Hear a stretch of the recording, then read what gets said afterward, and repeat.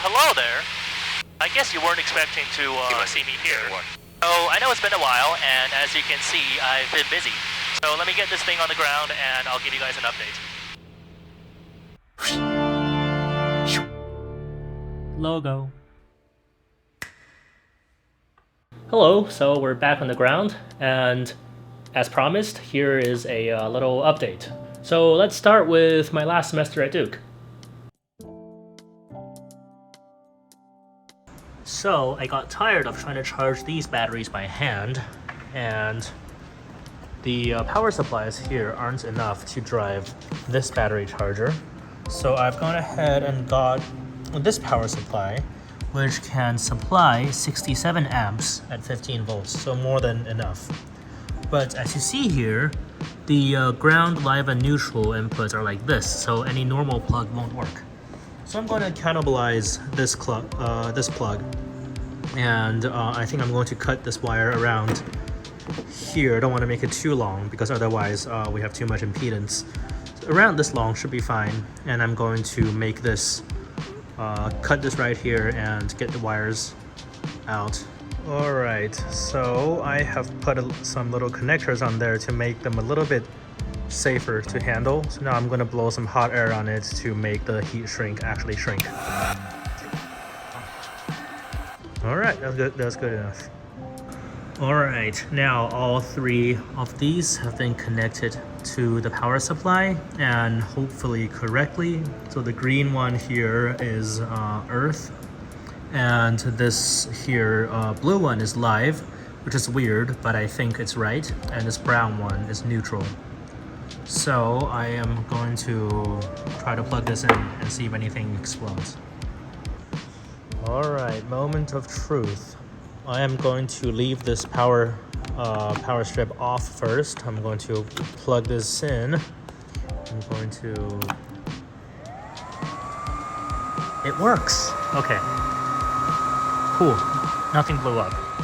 And let's see if the output voltage here is correct.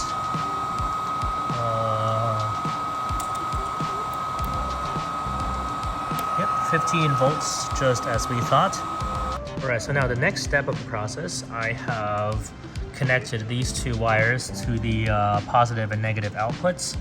And now these are going to these things, which have a little banana receptacle up there, which will take one of these banana clips, which is coming from this battery charger. So this should be able to power the battery charger with more than enough juice. Alright, just to make sure that this thing isn't getting too warm before I touch it, let me just measure this. Alright, so 70.5 degrees. So this is not warm at all. Yeah, this is fine. Alright, I think I've found a way to charge these batteries. Now notice here that I didn't solder this particular bit quite well, so there's some exposed metal here, and I will need to be careful about that because let me demonstrate a little bit here what happens if I touch it. Well, I'm not going to touch it myself, but I'm going to touch it with something else and you'll see. Alright, and so here's a simulation of me touching these terminals.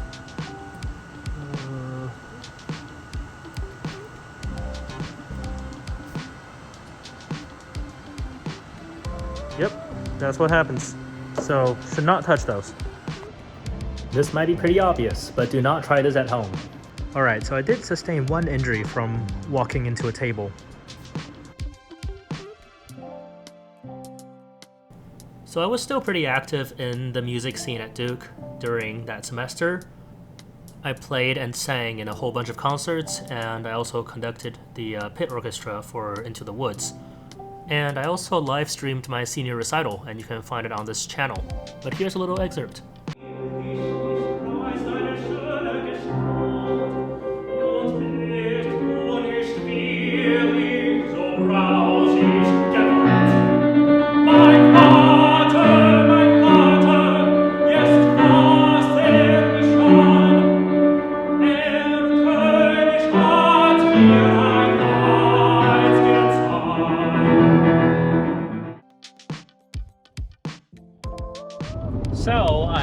got an offer from a PhD program in NC State, and they've invited me to go to their PhD visit day so that I can talk with some faculty and have a tour of the labs. So I am headed there right now. Wow, look at this. They really have a NC State themed hotel here. You know, with the red and the wolves and everything. Also, I got a nice little name tag thing and a bunch of, I think it's just a folder of schedule and a map. Oh yeah, and here's some other stuff in here. Oh, it's interesting that they gave us an umbrella. I guess North Carolina weather. Oh yeah, and there's also a pencil and a pen and a mechanical pencil. Actually, the mechanical pencil could be useful. I am running out of pencils. So everybody had to take a senior design class at Duke, and the class I chose was wearable devices. So when it was time to do our senior design project, my team decided to partner with Garmin and create this glucose sensor that will be able to interface with one of their smartwatches. And here's the result. So essentially the project is made up of a watch app and a custom printed circuit board. So the custom printed circuit board takes a glucose test strip and basically uses it to determine the glucose concentration.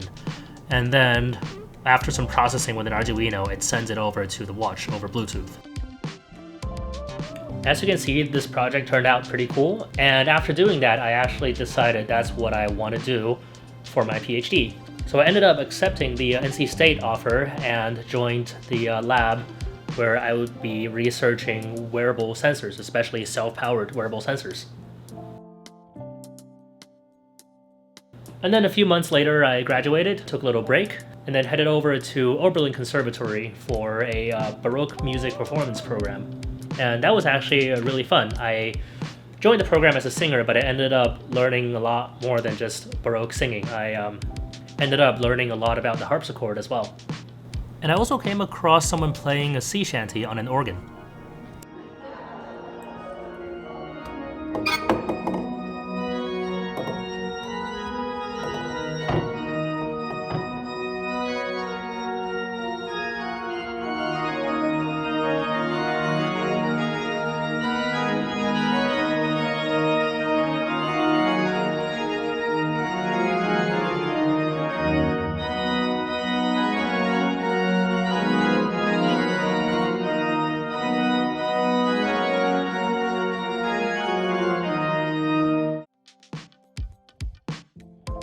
And then I came back from Oberlin, got bored again, and thought, okay, why don't I get a drone license? So I went online, took the class, got my license, and started flying drones for fun.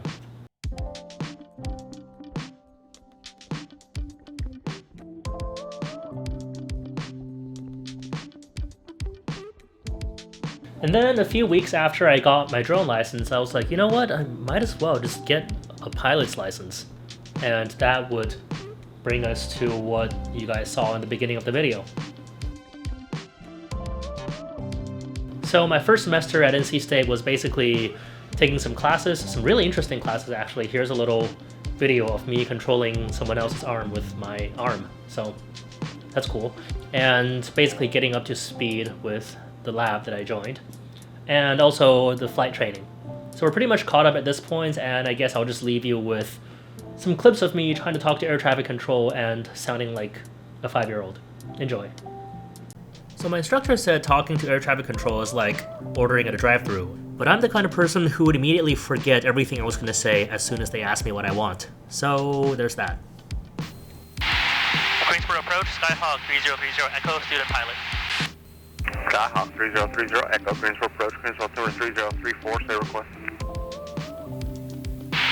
Skyhawk 3030 Echo would like VFR flight following to Roanoke, Romeo Oscar Alpha at 4,500. Roger, what's your current position? Currently about 3 miles to the north of Burlington. Correction, that's about 10 miles north of Burlington. Copy, and what was the altitude requesting again? You said 45, correct? Yes, 4,500, 3030 Echo. November 30 Echo, squawk 6011. Squawk 6011, 30 Echo. November 30 Echo, radar contact. 10 miles north of Burlington Airport, maintain VFR. Maintain VFR, 3030 Echo. November 3030 Echo, contact Washington Center 124.05, good day. Contact Washington Center 124.05, 30 Echo. Washington Center, Skyhawk 3030 Echo. Number 3030 Echo, Washington Center, Danville, number 3036, altitude. Altitude 4,500, 3030 Echo. Roger. And November 3030 Echo, for further advisories, contact Roanoke Approach on 126.9, good day. Contact Roanoke Approach 126.9 or 3030 Echo, good day. Roanoke Approach, Skyhawk 3030 Echo, student pilot. November 3030 Echo, Roanoke Approach, altimeter at Roanoke 3034. You want touch and goes at Roanoke? I would like to do 3 landings from a traffic pattern, full stop. 30 Echo. And 30 Echo, roger. Then you headed back down home? Then I'm headed to Danville, then back to Oberlin. Roger. So now I'm about to listen to the ATIS, which is a recorded message with information about the airport. And this guy talked so fast. Roanoke Regional Airport Information X-ray 1854 Zulu, wind 310 at 10, visibility 10, ceiling 17,000 broken, temperature 6, dew point -9er, altimeter 3035. Visual approach runway 34 in use, departing runway 24. November 3030 Echo, Roanoke Airport, set you 12 o'clock, about 9 miles. You have the airport in sight? Affirmative, I have airport inside, 30 Echo. November 3030 Echo, you can make straight in runway 34. Tower has your request, and contact the tower 118.3. Straight in, runway 34, contact tower 118.3, 30 Echo, thank you. Roanoke Tower, Skyhawk 3030 Echo. Skyhawk 3030 Echo, Roanoke Tower, wind 300 at 5, runway 34, clear to land. Runway 34, clear to land, 3030 Echo.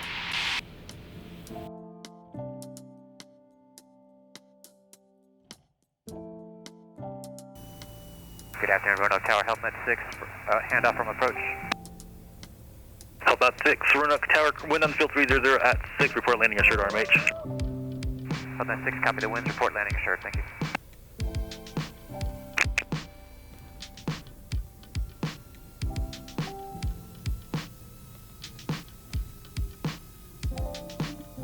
Squawk 3030 Echo, right turn there at Alpha 3, and you looking for a full stop taxi back, or you need to go to the ramp?